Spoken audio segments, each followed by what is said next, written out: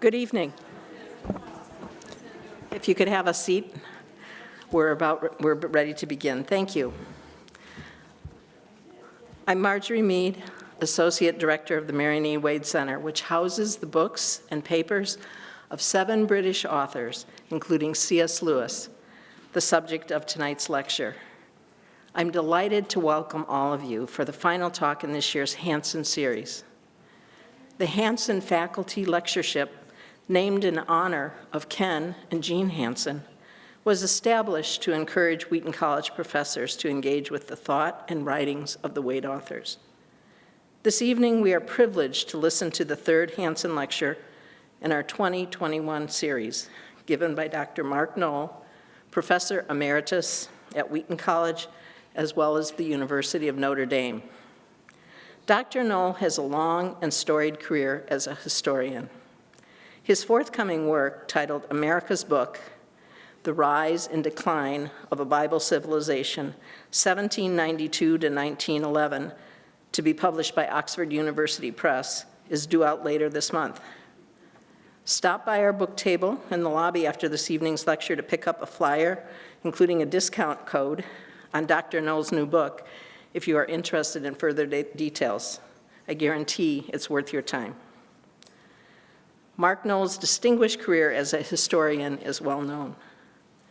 But just as significant as his many academic publications and awards, if you talk with Mark Noll's former colleagues or students, you will hear ready tributes to his kindness and his genuine self-effacing view of his own considerable achievements.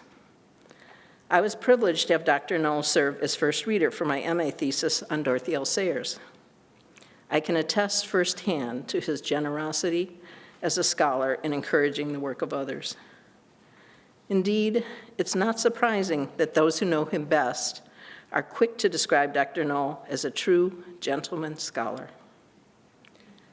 Dr. Noll's lecture tonight will focus on the response of American Protestants to the writings of C.S. Lewis and what we might learn from that. Immediately following the lecture, Dr. Amy Black will deliver her response. Dr. Black is professor of political science at Wheaton College. She earned her PhD in political science at MIT. A specialist in American government, her research interests include religion and politics, the presidency, and Congress. Certainly timely and important subjects in today's complicated world.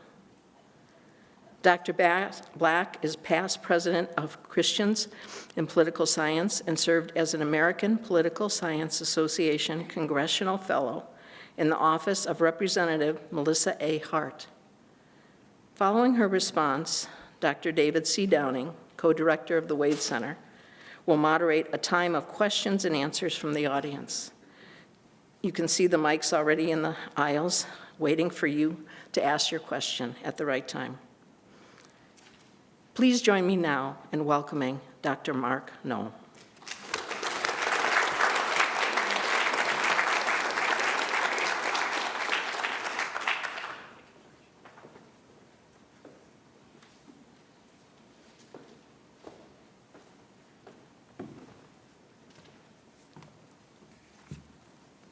Thank you for that kind introduction, Marge.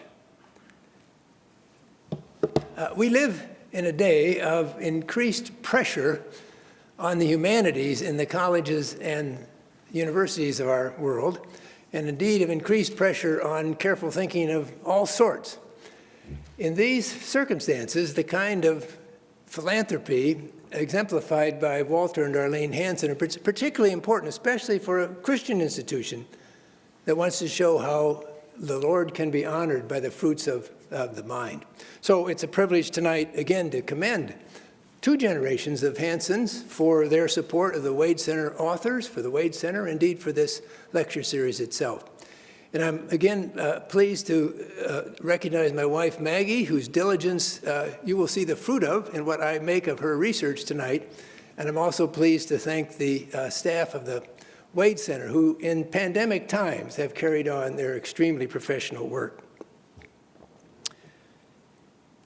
In the first lecture, we saw how much Catholics appreciated the work of C.S. Lewis during the years between 1935, the American publication of Lewis's Pilgrim's Regress, and his appearance on the cover of Time magazine in 1947. A few Catholics wished Lewis had had a better doctrine of the church, that is, their doctrine, and made a few criticisms of individual theological points, but for the most part, they were enthusiastic about C.S. Lewis. And it's significant that the two most comprehensive articles on C.S. Lewis in this early period came from Catholic English professors at Jesuit universities. They were the only ones who talked about Lewis's imaginative works, his apologetics, and his scholarship, literary scholarship, as one set of activities by one individual from Britain. Last month, we saw that Lewis was received almost as positively by the journals, magazines, and newspapers of the secular media. However much the nation's public sphere was beginning to move away from its historic Christian instincts, that public sphere still had a lot of space for appreciating someone who effectively presented a creative Christian message. The handout tonight on the reverse side lists the books that were available to American readers in this period, which, as a reminder, came before Lewis's broadcast talks were amalgamated into the popular Mere Christianity, and before the even more popular Narnia tales were produced. Tonight, we turn to what Protestant reviewers made of Lewis, and it's a subject with surprises, especially for a lecture delivered under the auspices of the Wade Center that has done so much in recent decades to champion Lewis's work on an evangelical college campus where it is all but required for chapel speakers to quote Lewis at least once in their talks, and where students, at least back in the day, could count on hearing Lewis cited by many different faculty in many different classes for many different reasons. The surprise here is how late and cautiously the evangelicals, who would soon stand at the head of the line among Lewis's admirers, responded to his works. The other surprise is where the most enthusiastic Protestant responses came from. Representatives of the main denominations, which fundamentalists and evangelicals thought were being lost to modernism, with one exception, greeted Lewis's books almost as enthusiastically as did the Catholics. So tonight we look first at how Lewis was received by mainline Protestants, and then by those who were in the process of rebranding themselves not now as fundamentalists, but as evangelicals. And then at the end, we pause to reflect on how the reception of Lewis in that faraway period may instruct those of us who today value what he wrote and how he wrote it. The outlier among the strongly positive responses to Lewis among those who would later be known as mainline Protestants was the undenominational weekly, the Christian Century. Charles Morrison, editor from 1908 to 1947, viewed his magazine what he called the flagship periodical for the socially progressive, ecumenically minded, and intellectually up-to-date Episcopalians, Congregationalists, Northern Presbyterians, United Methodists, Lutherans not in the Missouri or Wisconsin synods, Northern Baptists, and Disciples of Christ. In the 4 years after the American publication of the Screwtape Letters, the Century reviewed or provided brief notices of 6 different books, and they also published a profile, which you can see here, from an Episcopal priest written after he had visited Lewis in Oxford.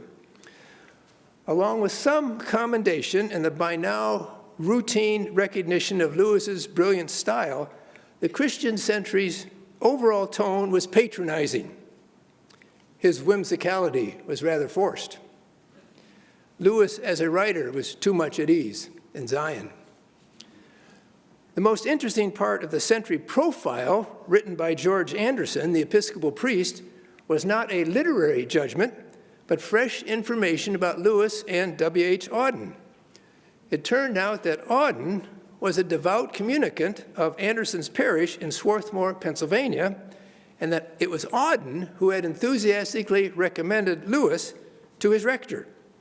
It was the Screwtape Letters. And last month we saw that later Auden would write a highly appreciative review of The Great Divorce in the Saturday Review of Literature.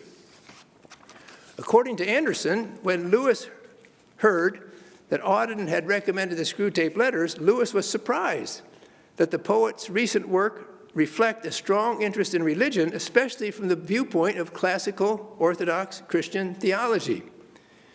Yet Anderson himself, the rector, seemed mostly bemused that Lewis was baffled by the works of Soren Kierkegaard, had difficulty following the reasoning of Reinhold Niebuhr, had not read much of Karl Barth, and confessed ignorance of existentialism. The visiting Episcopal rector, unlike Auden, his parishioner, seemed more interested in what Lewis had not read rather than what he had written. By contrast, every other corner of the Protestant main line that noted Lewis expressed considerable satisfaction about what he had in fact written. Approval came from the United Church of Canada, the United States' largest Methodist denomination, the Northern and Southern Presbyterian churches, from Princeton Theological Seminary and the Southern Baptist Louisville Seminary, and from many especially appreciative Episcopalians. Positive reviews in the Journal of Bible and Religion were particularly noteworthy. This journal, published by the interdenominational but almost exclusively Protestant National Association of Bible Instructors, would later be named the Journal of the American Academy of Religion, to reflect the evolution of the association away from Protestant concerns. Two of the positive reports in this journal came from Chad Walsh, whom we encountered last month writing about Lewis in the secular press. In the August 1946 number, Walsh highlighted Lewis's introduction to a modern edition of the 4th century bishop theologian Athanasius on the incarnation of the Word, and he supplied a lengthy article comparing Lewis's space trilogy to the imaginative works of Aldous Huxley. Walsh commended the bleak view of Huxley's well-known fantasy Brave New World, as well as Huxley's advocacy of the perennial philosophy as an alternative to modern secularism. But he obviously thought Lewis's novels responded more persuasively to deeper human needs. Wrote Walsh, Lewis drives home his message in a more subtle way by creating a picture of life on the different planets which makes no sense unless Christianity is true, and by making the picture so sensuously real that it is difficult to put down one of the novels and dismiss it as mere escape fiction. The verdict on Lewis from the representatives of the United States informal Protestant establishment was remarkably consistent. He writes brilliantly. He argues persuasively. He inspires the imagination. He presents Orthodox Christianity believably. If the Christian century's response to Lewis anticipated later fragmentation and liberalization among American mainline Protestants, into the late 1940s, that mainline contained a substantial center, not only willing but eager to applaud C.S. Lewis and his vigorous Christian imaginary. The response of American evangelicals was more diverse, including some lightweight approval, some serious theological disquiet, some nervousness, but also some hints of enthusiastic appreciation. It began with the Christian Herald, which had been a major publication since the late 19th century. Daniel Poling, an ordained United Brethren minister strongly committed to prohibition, personal holiness, the separation of church and state, and the youth program Christian Endeavor, revitalized the magazine when he took over as editor in 1927. Poling's Wesleyan-leaning monthly was the one evangelical publication to acknowledge Lewis's works often and early. It offered short commendations of Screwtape, Out of the Silent Planet, Case for Christianity, That Hideous Strength, and The Great Divorce. The Herald's short notice of That Hideous Strength, however, spoke tellingly of the nation's general evangelical readership. It called the novel another of its author's strange masterpieces, and said its humor and satire are profound, but then the reviewer concluded by confessing the book was beyond my depth. It is also telling that the greatest amount of text on Lewis in the Christian Herald came from advertisements that Lewis's publisher, Macmillan, placed in this magazine. In contrast to the positive but superficial treatments in the Christian Herald, lengthy, intelligent, but distinctly mixed responses came from the only other corner of the evangelical world that paid extended attention to Lewis in these years. That corner was occupied by the conservative Presbyterians who followed J. Gresham Machen as that learned New Testament scholar mounted an increasingly sharp critique of liberal trends in his denomination, the main body of Northern Presbyterians. In 1929, these conservatives had established Westminster Theological Seminary in Philadelphia as a protest against mediating steps taken by Princeton Theological Seminary. In 1936, after Machen lost his ministerial credentials for founding an independent society to compete with the Northern Church's mission agency, the conservatives broke away again, this time to set up a new denomination, the Orthodox Presbyterian Church. Like the great majority of Lewis's American readers, the conservative Presbyterians appreciated the verve of his prose. Like some of the Catholics, they brought considerable learning to the reviews. But unlike all but a few of the Catholic reviewers, they focused their attention on the theological particulars of Lewis's articulation of the Christian faith. Beginning in 1944, ministers associated with Westminster Seminary published some of the era's most serious critiques of Lewis's books. Yet a decade earlier, the most interesting American review of the Pilgrim's Regress had already been penned by one of Machen's associates writing for the monthly magazine of the new denomination. The appearance of the Pilgrim's Regress from the Catholic publisher Sheed and Ward, its allegorical depiction of Mother Kirk, and the praise it had garnered from Catholic reviewers created a misunderstanding of particular interest to a Wheaton audience.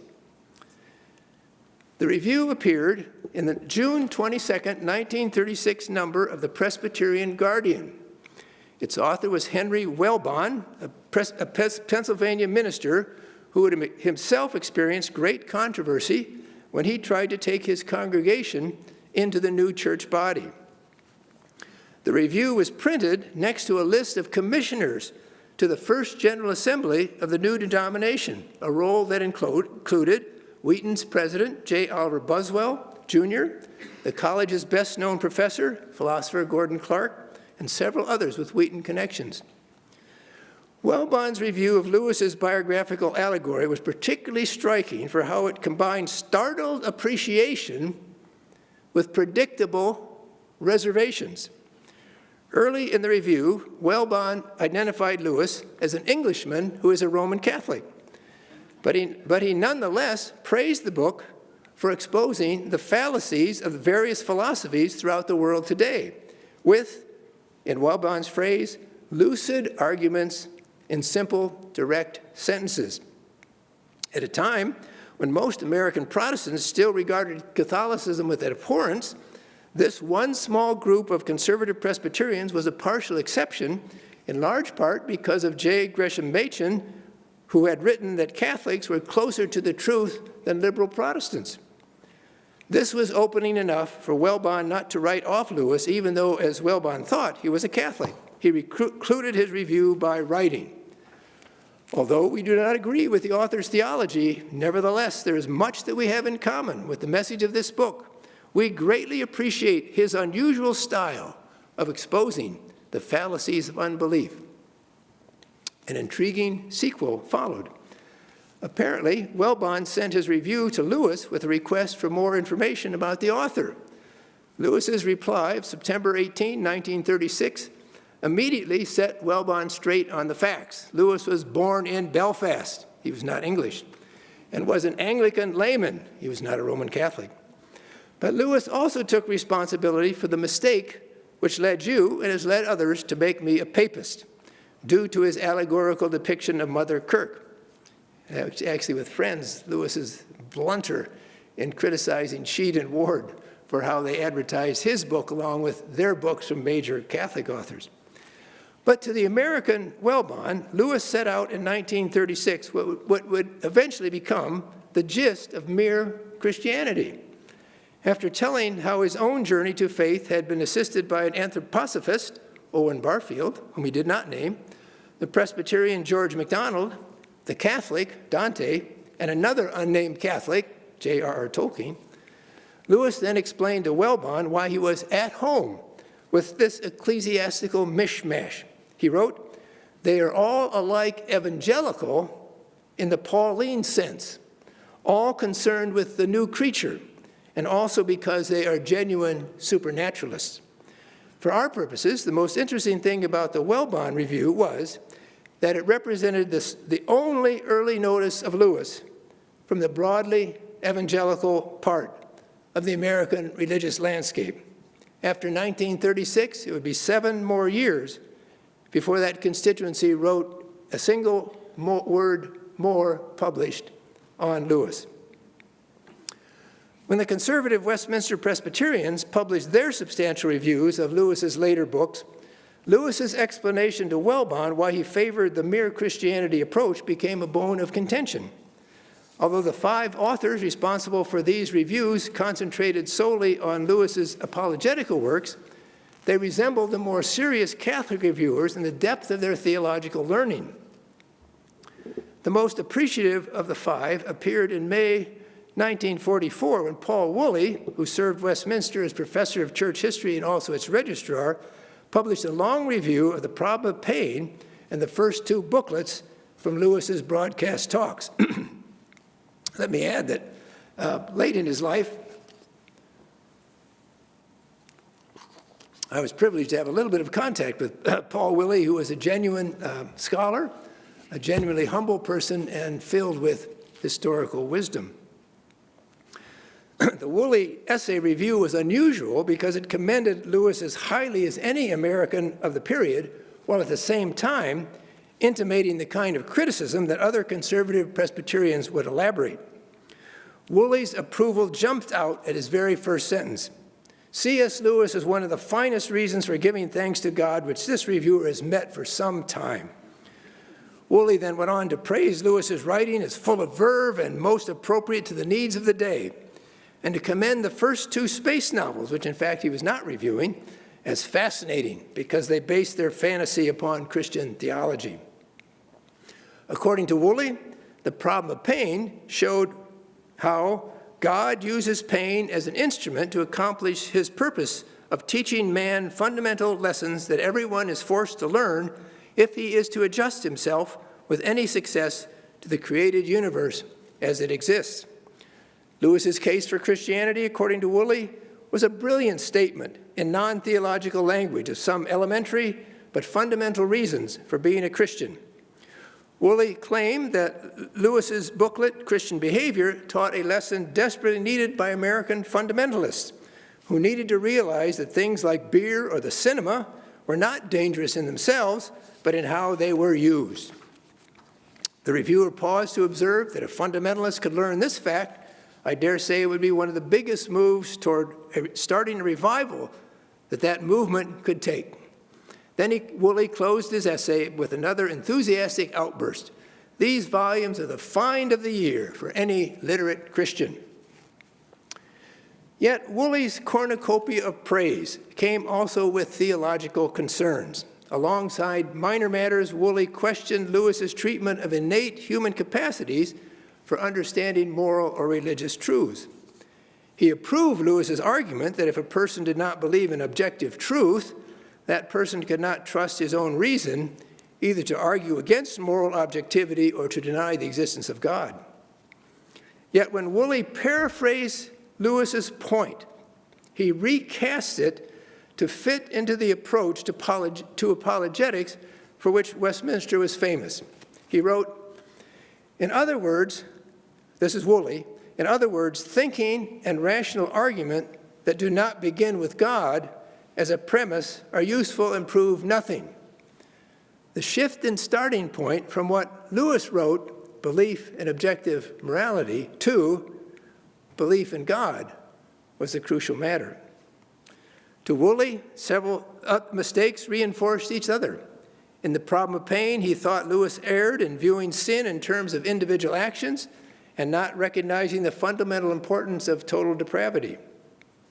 Woolley also did not believe that anthropological investigation indicates that the agreement between men of different backgrounds about the law of rules about right and wrong is as thoroughgoing and uniform as Lewis thinks.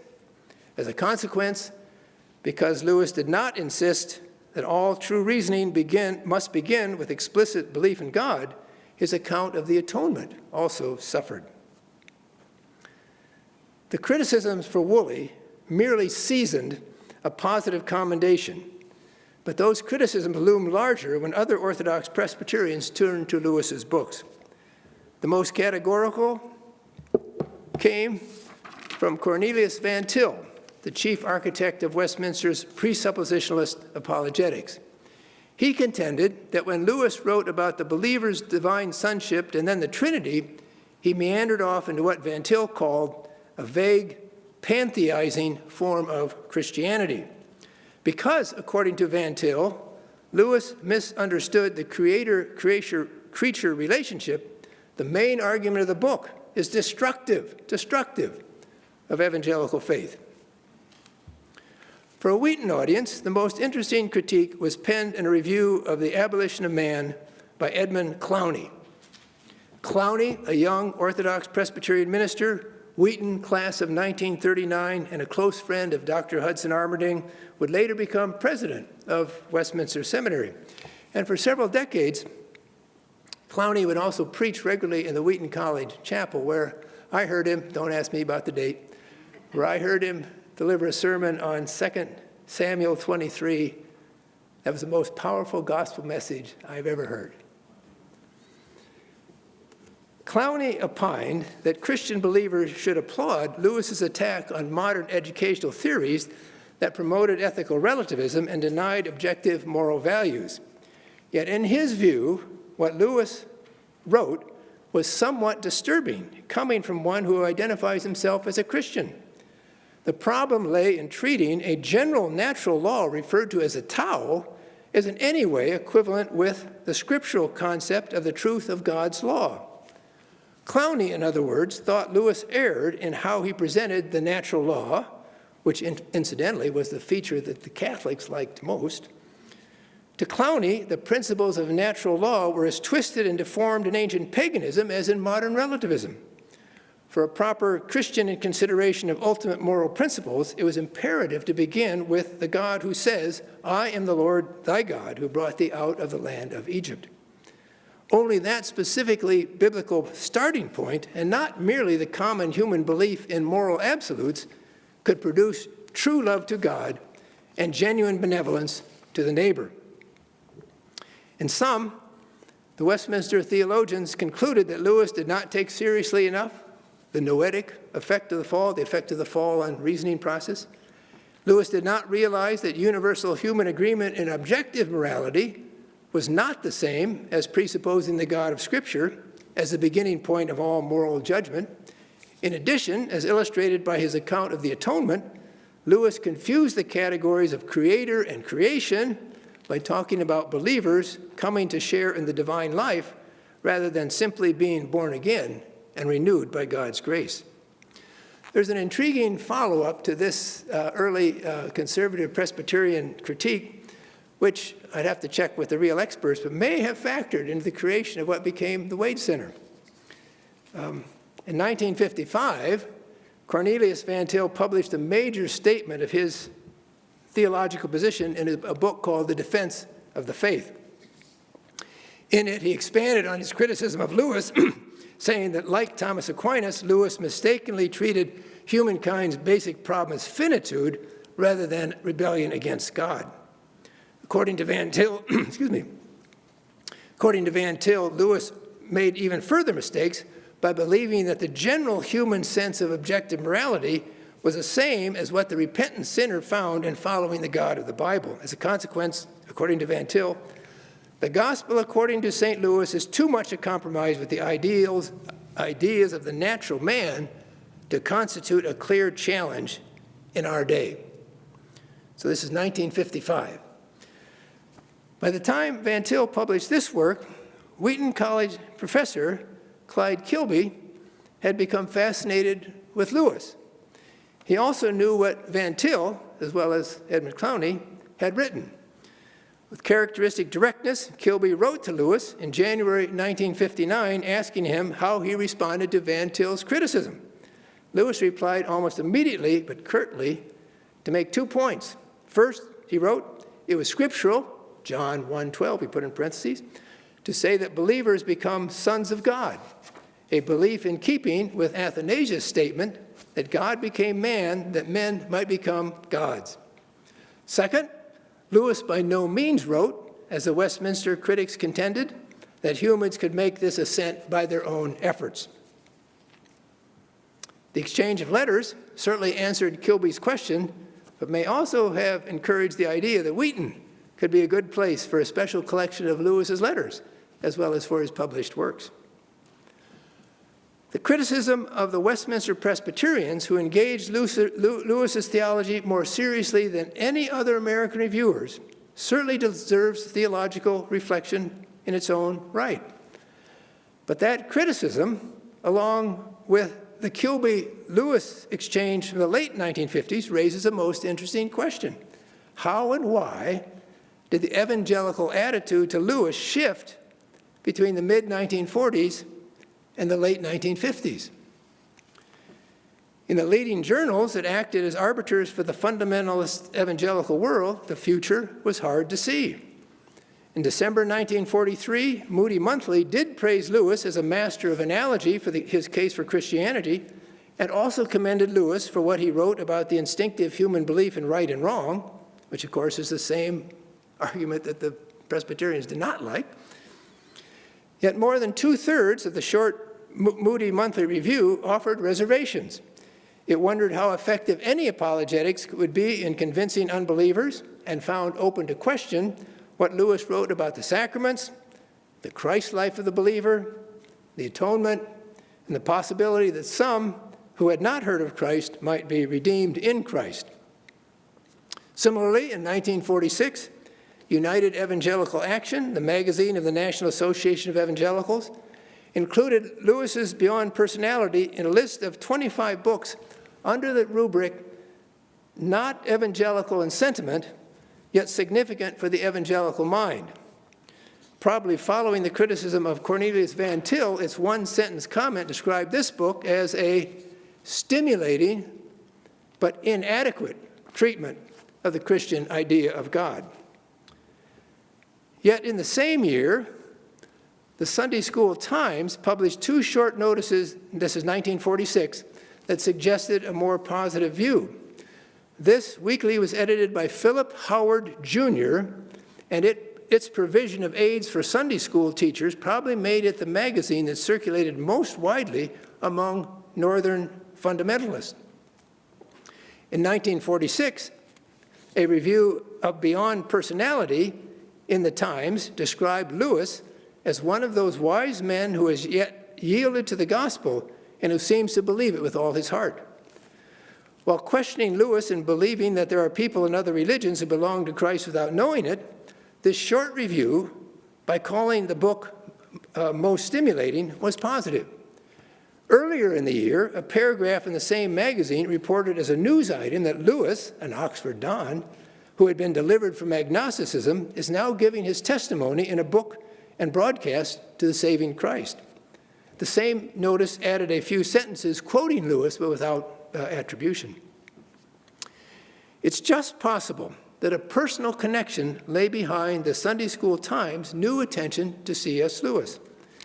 In early 1946, a Wheaton College sophomore informed her mother that she was greatly enjoying the Screwtape Letters. She wrote that the book was clever and really gives one an idea of Satan's subtle trickery. I got a real blessing from it. Later that year, the same student expanded her praise. At present, I'm reading C.S. Lewis's Perelandra, a novel discussing life on Venus. It is tremendous. You all should read some of his works, especially Screwtape Letters, if you haven't already. The college student was Elizabeth Howard, who would marry Jim Elliot after they both graduated from Wheaton, and then later write a moving book about the murder of her husband and 4 other missionaries in the Ecuadorian jungle. Elizabeth Howard's letter to the family responsible for editing the Sunday School Times anticipated the tidal wave of evangelical approval that lay only a few years in the future. Yet even as she was telling her parents about Screwtape and Perelandra, his magazine, the monthly publication serving InterVarsity Christian Fellowship, had already begun to explain why evangelicals should pay attention. In February 1944, his ran a substantial extract from the Case for Christianity, where Lewis used the universal human sense of right and wrong to begin his account of the faith. A year and a half later, his offered a book review of The Problem of Pain that commended Lewis for saying that if God is love, he is something more than kindness. Then in a few more months, his provided a late but highly appreciative review of the Screwtape Letters. Accompanying this review was a short biography that informed readers about Lewis's books of literary scholarship, as well as his popular Christian writings. It's very, very rare in the many, many works on Lewis's more popular writing in the 40s that anybody refers to the literary scholarship. Clearly, by 1947, the Lewis tide among fundamentalists and evangelicals was beginning to turn. The few who responded positively to Lewis were themselves harbingers of a new day.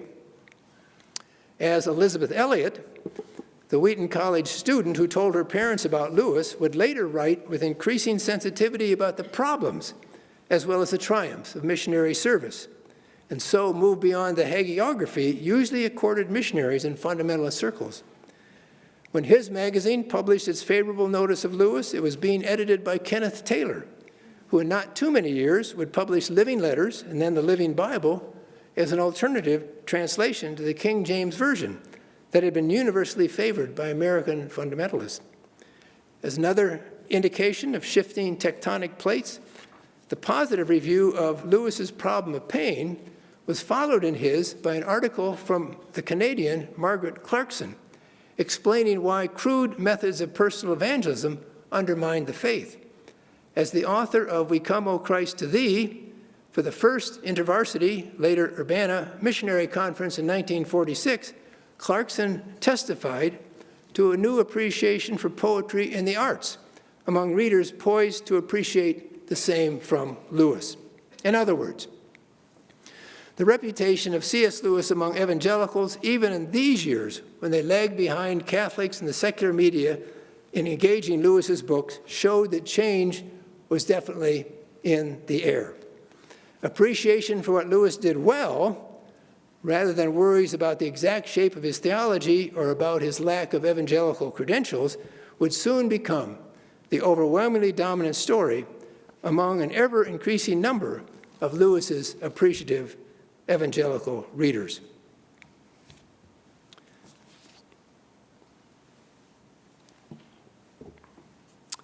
And so these responses to C.S. Lewis tell us a good bit of what was happening in the 1940s amongst Protestants.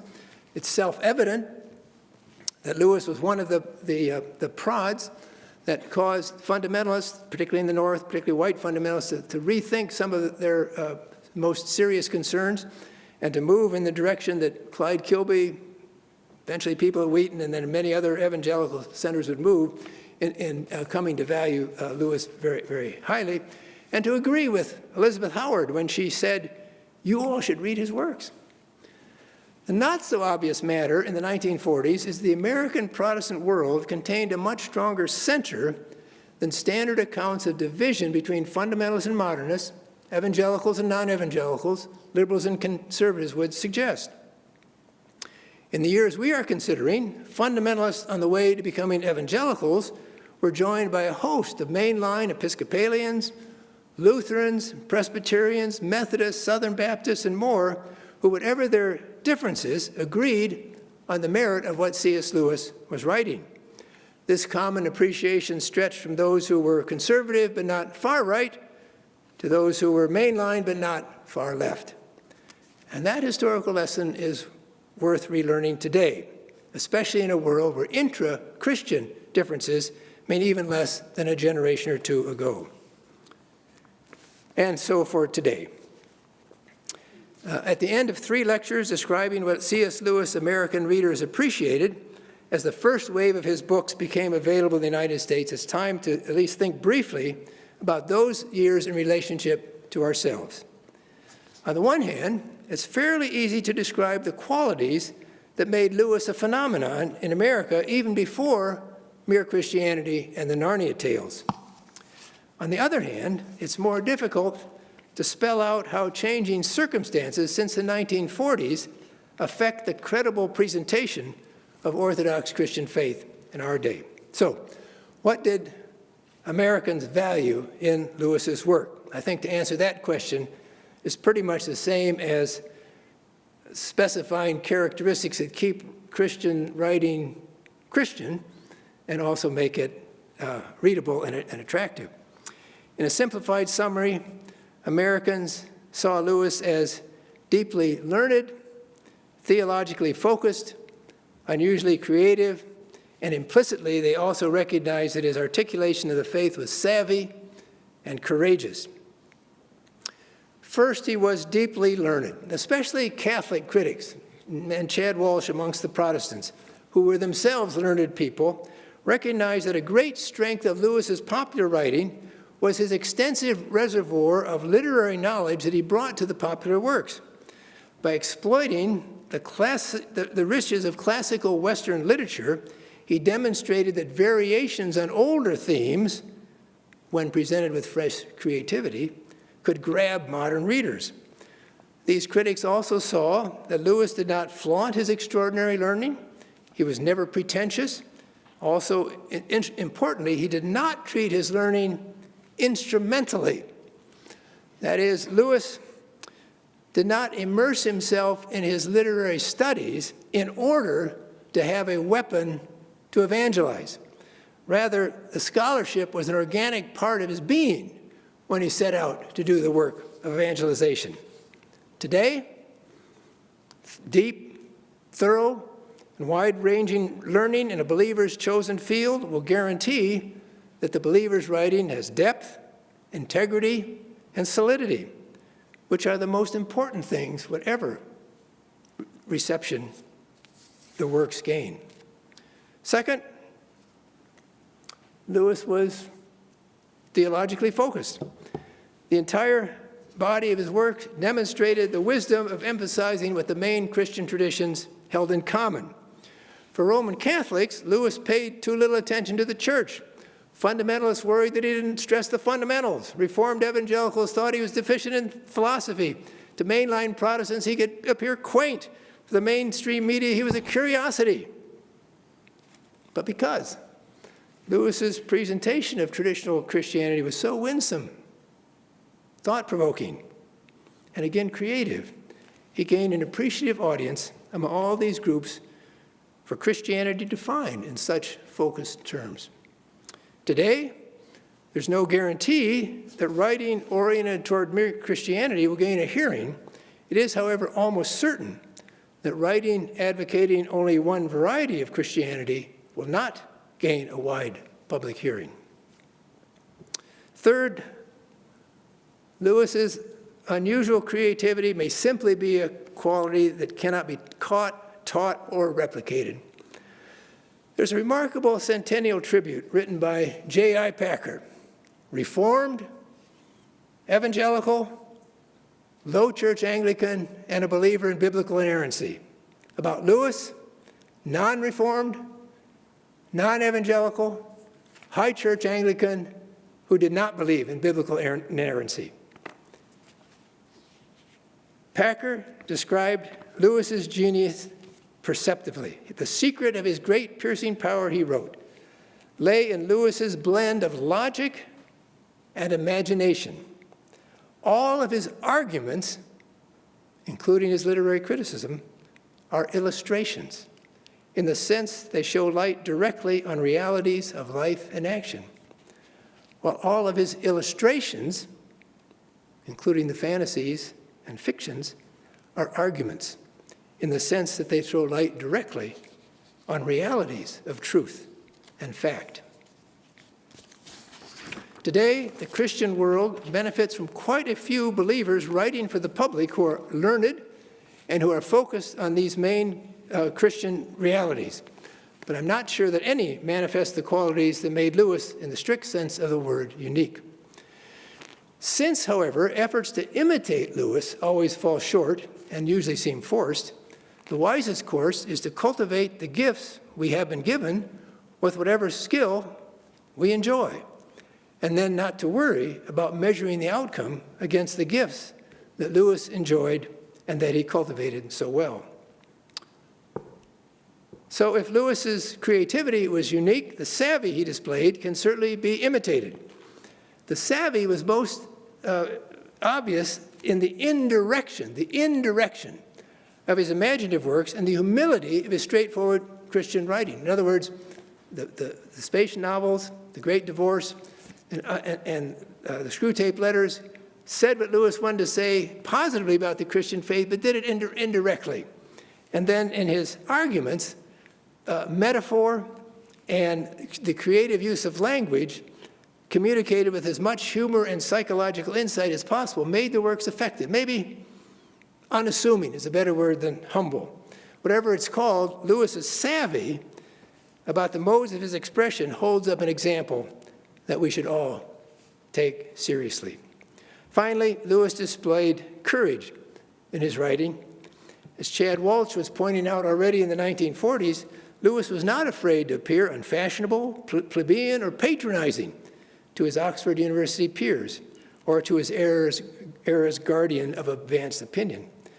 An apostle to the skeptics is bound to offend some of the skeptics, which did not seem to bother Lewis in the least. Today, we can learn from Lewis that trying to express what we know to be true, hopefully while enjoying a small circle of friends whom we can trust like he did, is more important than trying to impress whatever gatekeepers police the higher riches of our particular fields. The second question to be dealt with very briefly concerns the many changes that differentiate the 1940s from our own times. Alan Jacobs, in his fine study of Lewis, along with T.S. Eliot, Jacques Maritain, W.H. Auden, and Simone Weil, during the war years, describes clearly the situation in which these Christian intellectuals did their work. Alan wrote, "This was a time, it seems so long ago now, a very different age, and one that is unlikely to return, when prominent Christian thinkers in the West believed that they had a responsibility to set a direction not just for the churches, but for the whole of society. And stranger still, in that time, many of their fellow citizens were willing to grant them that authority." George Marsden, writing about specifically the United States' leading arbiters of culture in the early 1950s, offers a similar account. What these arbiters could not see was how near they were to the end of an era. The United States had been shaped by an alliance between Enlightenment rationality and Protestant religion. That arrangement still seemed to be flourishing through the 1950s. Yet 2 decades later, after the cultural upheaval of the 1960s, the idea of a mainline Protestant establishment was hardly more than a memory. Today, the public sphere, and not only in the United States, is at once more secular, more fragmented, and more focused on the here and now than what Jacobs and Marsden described in their perceptive histories. Very little of the predisposition remains to think that guidance for all of society should come from practicing Christians. In fact, more of the public in the 21st century now believes that Christian communities are the least likely source from which to expect guidance for the whole of society. The contemporary world has also become more intellectually fragmented, especially by social media that provide a public platform for anyone with a functioning device who can attract an audience. Whatever the attraction, however bizarre or irresponsible, the fallout from democratized media accessibility has shaped the thinking of multitudes. In this frenetic cultural landscape, discursive logic, linear reasoning, respect for the past, images evoking rather than spelling out, and the willingness to test claims about matters of fact all suffer. In such a world, Lewis's appeal to reasoned consideration of human nature or his imaginative depictions of Christianity can certainly continue to persuade. In fact, as indicated by the ongoing popularity of Mere Christianity, I didn't check the Amazon list today, but it's right up there in the top 10, the popularity of the Narnia tales, these works are persuading multitudes around the world. Despite Cassandra-like tales of woe about the state of Christian cultural life, to which I've contributed, we witness today a remarkable range of well-grounded, reasonably well-received, and persuasive Christian literary and intellectual efforts. Such efforts are replicating on a different scale what Lewis's American readers in the 1940s so manifestly appreciated. Between then and now, however, a great gap exists.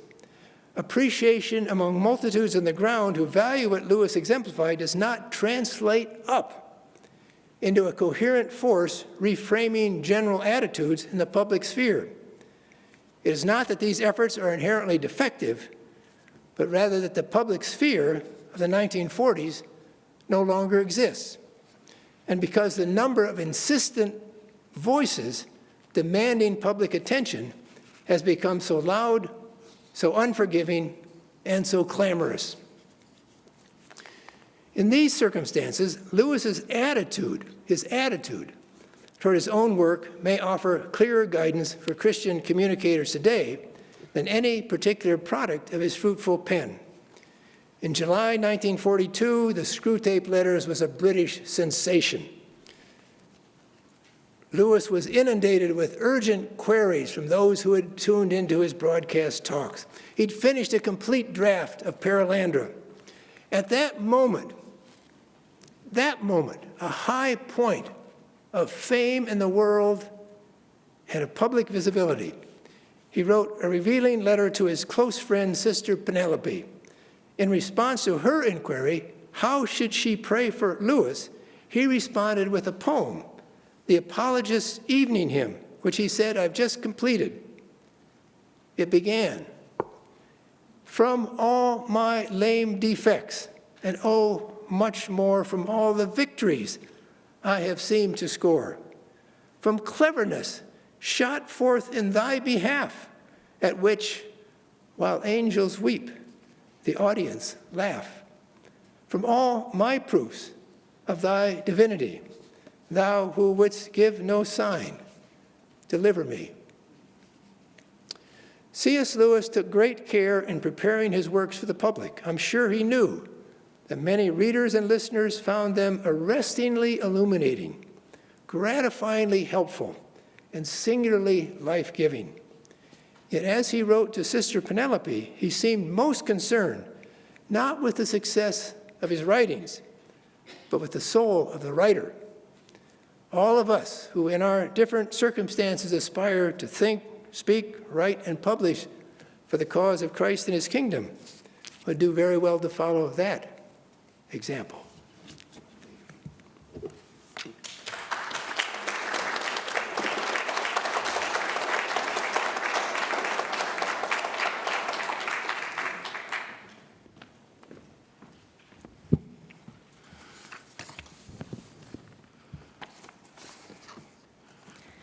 It's such an honor to be here tonight. Thank you to Mark for that wonderful lecture, and to Maggie for the wonderful help with the research, to Marge for your kind invitation, and for inviting me to join in this conversation. I appreciate the opportunity this evening to offer a few reflections on Mark Noll's insightful analysis. As usual, Dr. Noll has taken a seemingly straightforward task, in this case, analyzing the response of American Protestants to the work of C.S. Lewis, and he's offered us significant new insights and questions to ponder. I will focus my remarks this evening on two central questions that I think come out of tonight's lecture. What is the goal of Christian communications? And what lessons can we learn from Lewis's writing and their reception that can help us be more effective communicators of the truths of Christianity? Now, Noll identifies for us two important conclusions from the Protestant response to Lewis. The first, which he called a self-evident matter, is indeed a natural takeaway from this history, but one well worthy of our attention. Lewis's writings served as an important bridge between fundamentalism and neo-evangelicalism. They charted a path for theologically conservative Christians so they could follow toward meaningful cultural engagement, and that's really important. Lewis was a learned scholar of English literature, but his body of work that reached so widely and is so central to his legacy is outside of that narrow academic guild. We may not remember him so much for those academic works, but his classical training and his intellectual pursuits enriched his writings, his attention to detail, and his depth of argument. A masterful storyteller, his fiction sheds new light on the gospel story and introduces biblical themes to wide audiences of all ages. In his apologetics and Christian nonfiction, he expounds upon biblical themes and expresses some genuinely contested theological views, as we heard this evening, but he never presents himself as a systematic theologian, nor does he seek to engage directly that academic audience.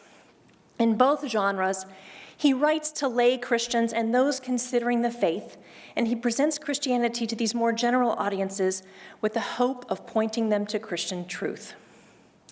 In Noll's words this evening, C.S. Lewis demonstrated that Orthodox Christianity could be fully compatible with advanced learning, literary creativity, frank psychological insight, and even wit. In their movement away from fundamentalism, neo-evangelicals needed models of excellence. They needed models of faithful Christian writing, and Lewis offered this. He demonstrated that works created for broader audiences can indeed bear much good fruit. Both Lewis's fiction and his Christian nonfiction offer inspiring examples of using one's intellectual gifts for the furthering of God's kingdom. Noll's second conclusion is equally instructive. Tonight's account of the various Protestant responses to Lewis unveils a common thread.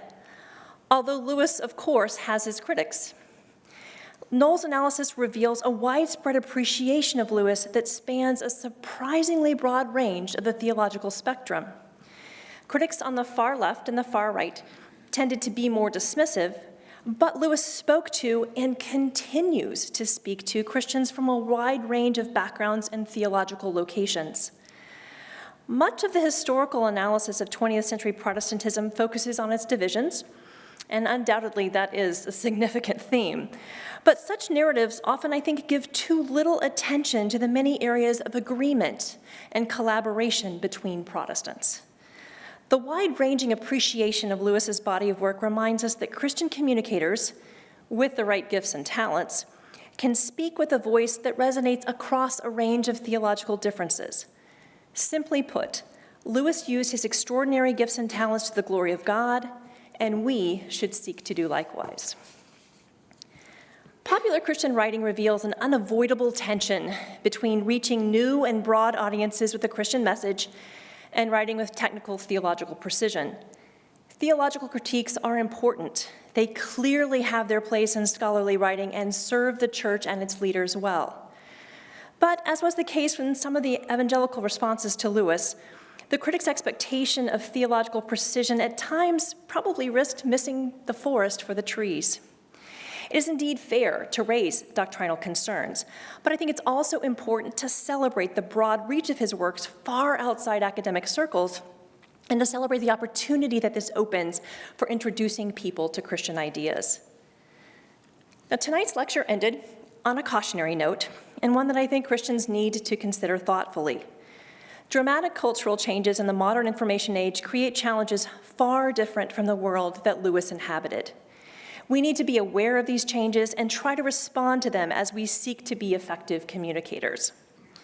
First, far fewer Americans are rooted in Christian culture, and the religious landscape of the United States is changing dramatically and quickly. The number of Christians is decreasing, and secularism is on the rise. Gallup polls in the 1950s, for example, about 9 of 10 Americans would say they were Christians. According to a Pew Center survey from just this year, Now, only 63% of Americans identify as Christians. About 6% identify with other religions, and a full 29% say they're religiously unaffiliated. In 1965, 70% of Americans said that a religion's very important in their life. In 2021, only 41% shared that view. These dramatic shifts in religious allegiance create challenge and opportunity for Christian communication. For a report released in 2020, Michael Ware and I interviewed more than 50 Christian leaders, and we asked them about their work and witness in the face of increasing religious pluralism. The leaders we interviewed all acknowledged the growing religious pluralism in the United States. They expressed concern about increased division, but they also pointed to new opportunities for Christian action and witness. We found widespread agreement that Christianity offers distinct tools and perspectives that can help bridge social divides. As we summarized, Christians share a moral language and vocabulary, even across denomination and political and theological perspectives, that provides a foundation for working together.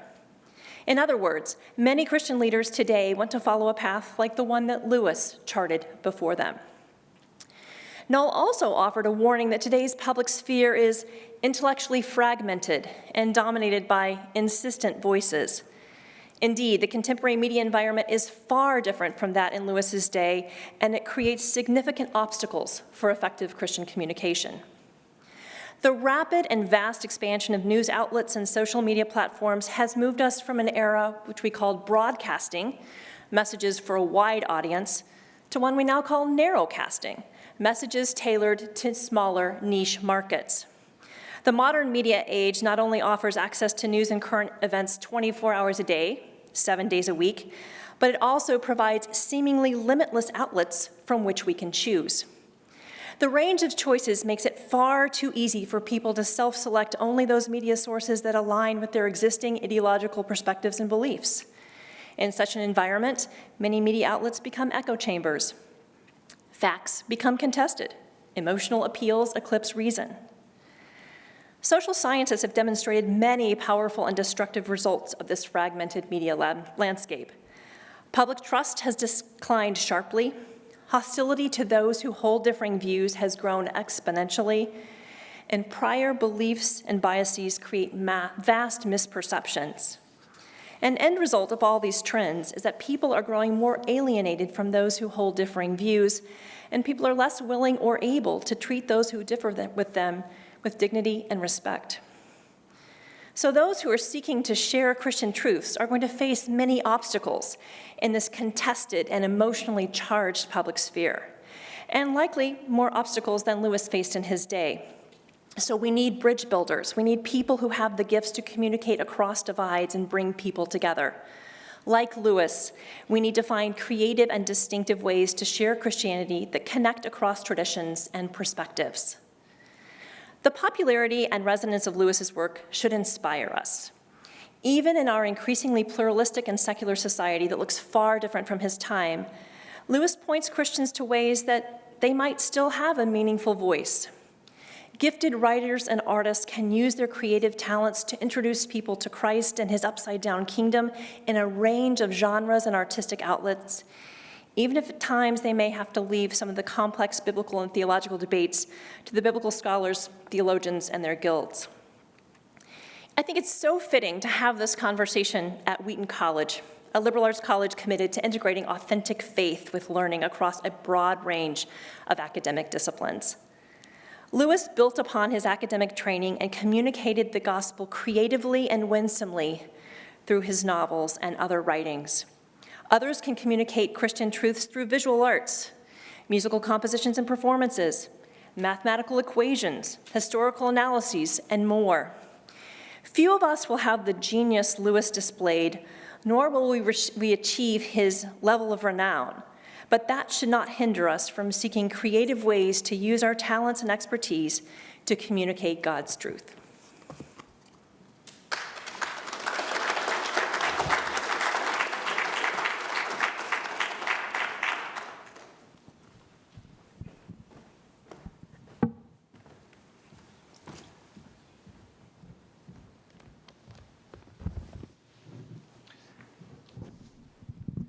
Thank you, Dr. Black. And I would like to invite you to ask the first question of Dr. Noll about his remarks.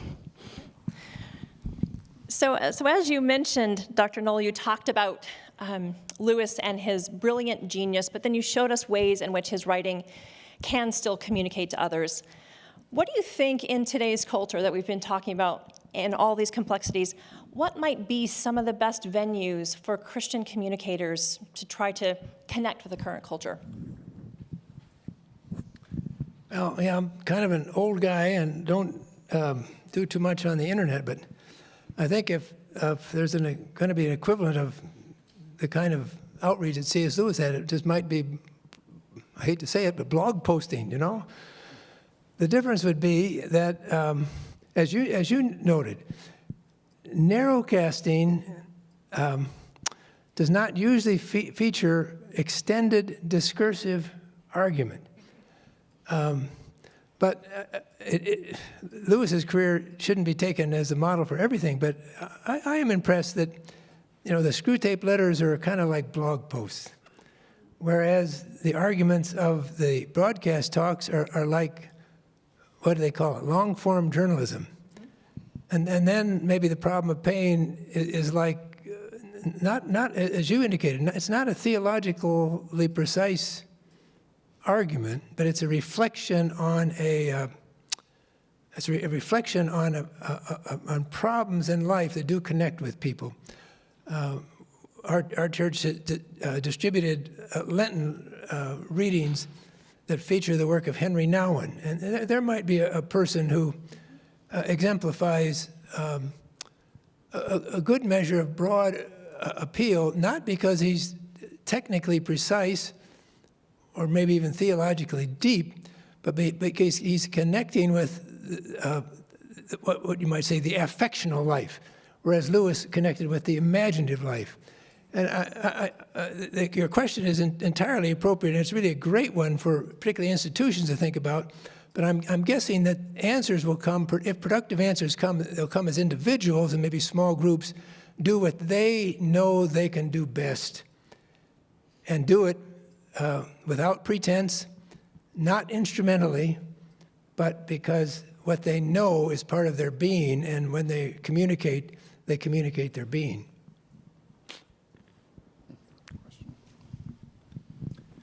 Questions from the audience? Anyone want to come up to a microphone? I had a question as I looked at the poster. I think your pose reminds me of his pose. Did you consciously try to strike a posture similar to Lewis in order to convey that same message? Well, Lewis, I'm a historian, and we just don't do things like that. Okay. Yes, question here? Yeah, I first read Mere Christianity when I was a struggling Christian in my 20s.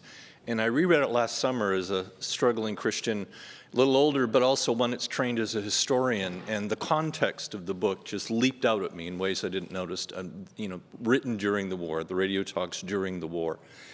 And we're now having another war in Europe. We live in a very different context than World War II. But I wonder if the success of Lewis's voice there had to do with that particular historical crisis. And do you have any thoughts that where we're heading now might actually establish a place for a Christian voice perhaps to be heard again? Yes, I think that's a perceptive remark about not just the broadcast talks, but Screwtape Letters, certainly. And maybe even the last of the space trilogy. I'll repeat an argument from Alan Jacobs' really fine book on 1943. Its premise is that with the crisis of European civilizations so obvious with the Second World War, there were Western critics asking if the foundations of what was being presented as good Western life was adequate for establishing definite good and evil, definite standards of what was right and what was wrong.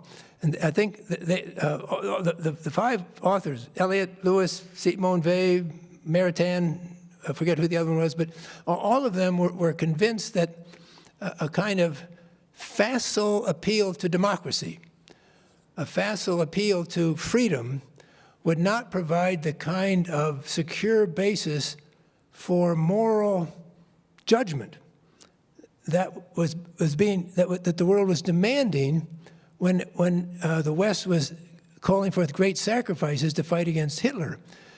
The analogy to today is really quite an interesting one. If you want to say, well, why should the West worry so much if the Russians kill a few Ukrainians and just expand their power? What's the real basis for that? Well, you could say, well, a lot of people are suffering. Well, a lot of people are suffering elsewhere in the world, and we don't pay any attention to them.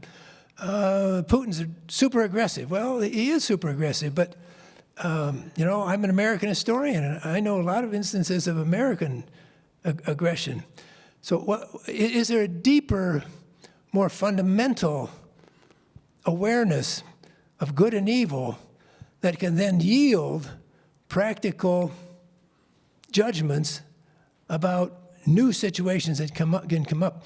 And what was happening with Lewis and a few of his contemporaries, I think, was that they creatively presented something fun to read and intriguing to read, but also trying to say, if we want to be able to judge with moral authority, we have to stand someplace firmly. For Lewis, it was a notion of objective moral values, which he then wanted to translate or wanted to extend to say the best instantiation of objective morality is found in the Christian story of God who became flesh in Jesus Christ. So if current turmoil would lead to asking the question, how can there be a morally justified judgment on the kind of aggression we see in Ukraine that's more than just passing sympathy, more than just a superficial exaltation of freedom? What's that going to be? And I think, I mean, we just hope that, you know, the current war will be much, much shorter than the 6 years of World War II. But you're entirely right to say that in the background of these really impressive works was a crisis of civilization crying out for something stable for life in the world. It is interesting how the invasion of Ukraine has had a unifying effect on American culture. I can't remember the last time there's been such a broad consensus of condemnation from center, left, and right. So it's odd how sometimes an external crisis like this can be a unifying force within the country. I think what Lewis and a few of the other Christian intellectuals of the World War II were concerned about was not the fact of disunity in the West, but whether or not the unity could actually be seriously based and would not be just a kind of pragmatic or a utilitarian response to evil. Right. Speaking of the war, he has a wonderful metaphor in Mere Christianity of morals being like a convoy. We're trying to get 50 merchant ships across the ocean. And he says, first of all, each ship individually has to be in good working order. Your engines and your rudder has to be in good working order. You have to be properly spaced with the other ships, not too far away, but not too close that you collide. But the entire convoy has to be pointed in the right direction. Sometimes an entire convoy would get lost and they would end up in Iceland when they were trying to get to Halifax. So it was an interesting analogy that ultimately, where's the whole convoy going? It's not just unity, but it's the ultimate direction and purpose. Another question here? You know, I'm wondering, anyone on the panel there, if there's anyone thinking and writing currently that has or maybe might have eventually the same influence and reach that Lewis did. And if you come up with a big zero on that, is there anyone who's so good that you wish they would have that kind of reach? Do you have a thought? Well, I think I can answer the first part easily and say I don't know that we have anyone quite with that kind of reach writing now, but I think there are some important people. One, actually, Mark's already mentioned Alan Jacobs, who I think is writing at a lot of different levels, including using things like blog posts. So he's writing about technology, he's writing his serious academic works, he's writing lots of essays. So he's one person that I look at as an interesting model. Another writer I think has a lot to help us understand is David Brooks, who is actually someone who has come through a conversion experience, and that you see that in his writing before his conversion and his writing afterward, the influence that has. And so he's another person I think, again, the next Lewis, I don't know, but those are two writers I think are doing really important work that's communicating the gospel well. David Brooks is married to a Wheaton graduate, so that adds to his credentials for that purpose. I was thinking the same thing. Ross Douthat I really like, also the Catholic columnist for New York Times. We're still awaiting a new Tolkien and a new Lewis. We have their desk at the Wade Center. We're looking at sort of a Jurassic Park sort of experiment where we take their DNA and try to bring them back. But Dr. Noll, do you have some names? Tim Keller or N.T. Wright? Yeah, I don't think that the world is set up in such a way that kind of reach is possible. But then maybe it wasn't possible in 1937 or 38 either.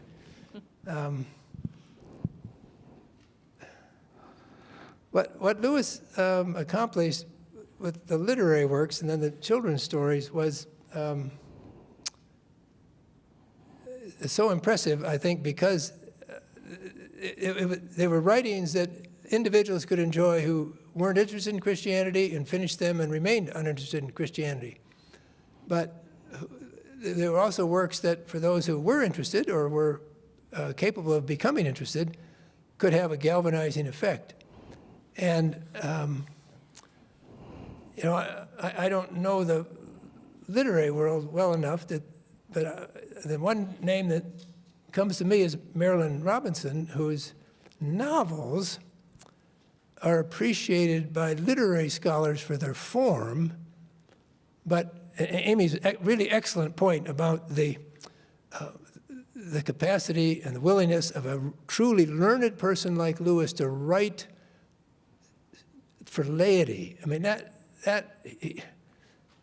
those of us who are in academic, it'll come as a shock to all of you, tend to stand on our laurels. We like to be admired. There was a few big words in this that I actually took out in preparing to write, because I thought we don't need those big words. But Lewis's capacity to write in such a way that the learning was put to use, but not flaunted, that was really unusual. I think Marilyn Robinson has a little of that.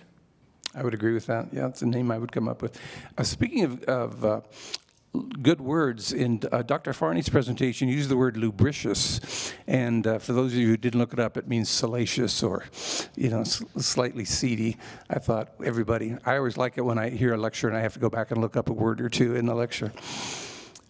Going back to early reviews, my earliest review of Lewis came from my mother. When I was in college, I started reading the Narnia Chronicles and was very excited. And I said, why didn't you give me the Narnia Chronicles when I was growing up? And she said, well, Lewis smoked and drank, and he was an Anglican, so I just wasn't sure how spiritually solid he was. So she gave me Pete and Penny Play and Pray, which has not turned out to be a Christian classic at all. But I have a feeling, from my perspective as a baby boomer, that there's an old bumper sticker that said, if you feel far from God, guess who moved? And my sense in this movement, you got up into the 40s before Narnia, but it seemed to me like conservative Christians or evangelicals started becoming more open. An evangelical was different from a fundamentalist. And as more and more Christians started going to Christian colleges or becoming college educated, they were more willing to tackle Lewis. So there's something about the whole subculture. Yeah. They were looking for something more liberating and more expansive than what they were getting from other writers and from their churches. And Lewis was somewhat there waiting for them as they explored that wider world. Right, and he was not a celebrity in the modern understanding of celebrity. So the speeches he gave during the Second World War, you know, David, were to RAF camps, and they weren't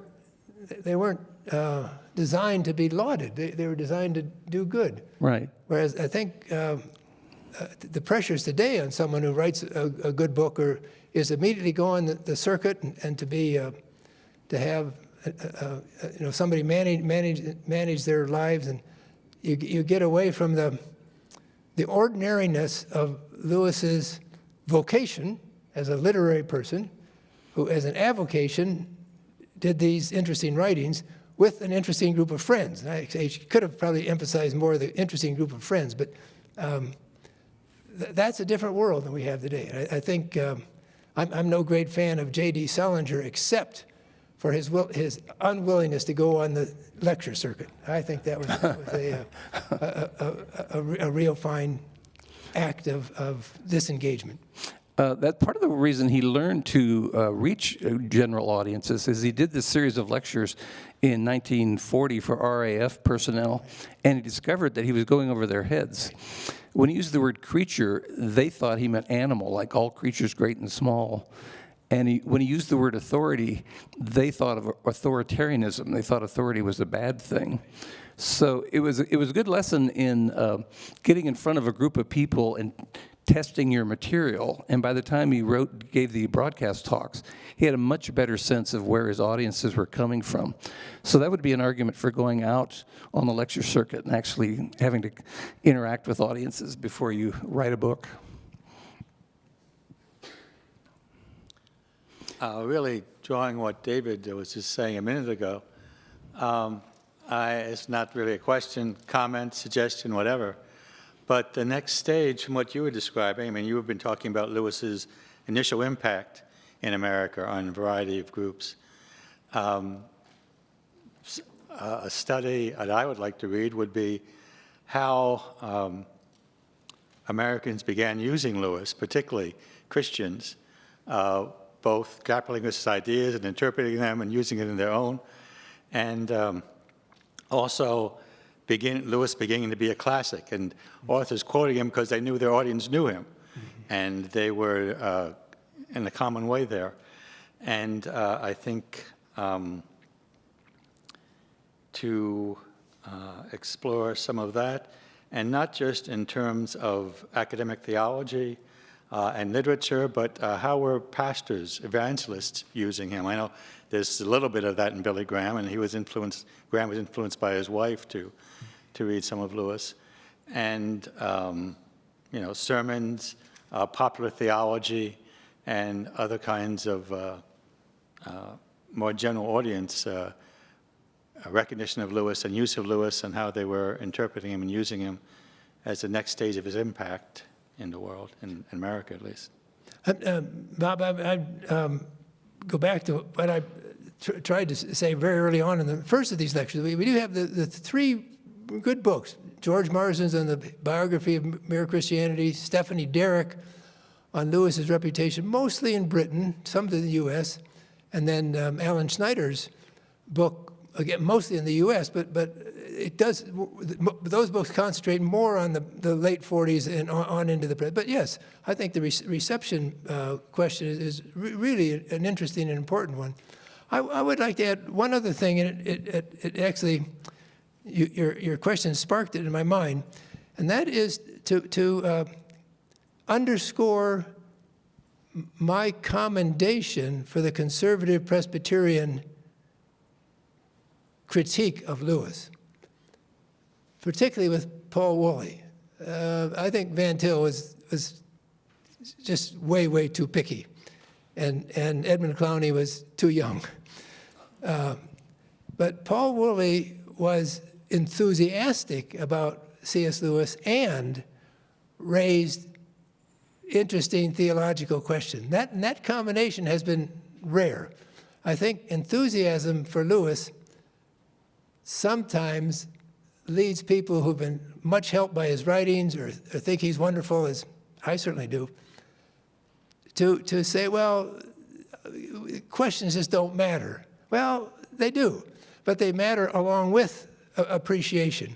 I didn't find any, Maggie didn't find any of these things we looked at up till 1947 that were as serious theologically as the Westminster people and who had as much enthusiasm as Paul Woolley did in combination. It was usually you loved him or you sort of liked him or you defended him or in a few cases didn't like him, but that combination of real appreciation with serious critique, I think, is one to be commended and imitated on response to all kinds of writing. I've experienced the whole spectrum in doing radio interviews and podcasts. I literally made a remark to some groups that some of Lewis's remarks about women strike me as patronizing. And the response is very similar to challenging the inerrancy of Scripture. We're getting in some groups, there's the inerrancy of Lewis. Even if it may have seemed wrong, there's an ingenious way in which it wasn't wrong. But I've also given interviews where people have started out saying, is it true he entertained the idea of purgatory? Is it true that he believed that some non-Christians might be in heaven? Is it true that he thought the real presence was evident in communion rather than just being a remembrance? And they had a checklist of everything they disagreed with. And I finally said, you seem to be implying that unless an author agrees with you on every point, they're not worth engaging with. And I really like your emphasis you just gave us on finding the good, but being willing to interpret, critique, and analyze as well as to commend. That might be a good final note. Dr. Black, do you have anything you'd like to add? Well, I guess I would just add to that when we take someone like Lewis and we read him together in our churches, when we have biblical scholars and theologians interact with him, we can ask those questions like our Presbyterian friends asked, and ask them in a conversation, so that need not be a critique to write him off, but an opportunity to engage in conversation, see where there are differences, and then have that deeper, more meaningful conversation within our own church communities that help us understand Lewis, but also understand the faith better. It's a good comment. I think we'll close on that. I don't see anyone else in the aisle. So thank you again, Dr. Noll and Dr. Black, for your very helpful remarks. The whole series has been very stimulating. Really enjoyed it. Our Hansen Lectures next year will feature Dr. Jeffrey Barbeau, a professor of theology, talking about C.S. Lewis and the romantic imagination. And you can go to our website, the Wade Center website, to find the dates and the respondents. So when we say romantic imagination, think low lights, music. It's really going to be a wonderful series of lectures, I believe. So thanks again for coming out tonight. Appreciate it.